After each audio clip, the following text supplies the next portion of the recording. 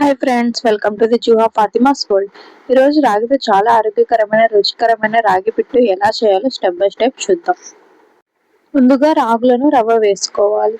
ఈ రవ్వలో నీటిని కొంచెం కొంచెంగా వేస్తూ మనం తడి ఇసుక ఉండే విధంగా కలుపుకోవాలి. ఇక్కడ నేను 3 కప్పుల రాగి రవ్వను తీసుకున్నాను. మనం కలిపినది చేతితో ఉండ చేస్తే ఉండ అవ్వాలి. మళ్ళీ బ్రేక్ చేసినప్పుడు వెంటనే బ్రేక్ అవ్వాలి. ఆ కన్సిస్టెన్సీ వచ్చే వరకు మనం కలుపుకోవాలి. అలా కలిపితేనే మనకు పిట్టు చాలా టేస్ట్గా వస్తుంది. రాగిలో కాల్షియం, ఐరన్, ఫైబర్ వంటి పోషకాలు చాలా ఉంటాయి. ఇది ఎముకల ఆరోగ్యానికి మేలు చేస్తుంది, శరీరానికి శక్తిని అందిస్తుంది. ఇది ఆడపిల్లలకు ఒక మంచి ఆరోగ్యకరమైన అద్భుతమనే చెప్పాలి ఈ రెసిపీ.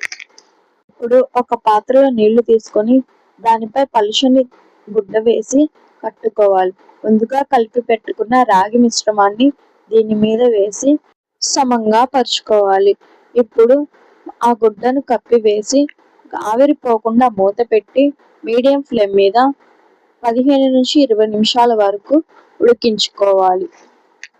ఇది ఉడికేలోపు మిక్సీ జార్లో కొన్ని కొబ్బరి ముక్కలు, యాలకులు వేసి బాగా గ్రైండ్ చేసుకోవాలి. రవ్వ ఉడికిందా లేదా అని మనం ఇప్పుడు స్పూన్తో చెక్ చేద్దాం.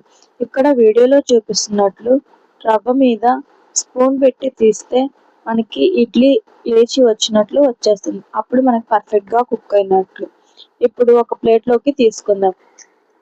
దీనిని గరిటెతో లేదా చేత్తో పొడిలాడేలాగా చేసుకోవాలి.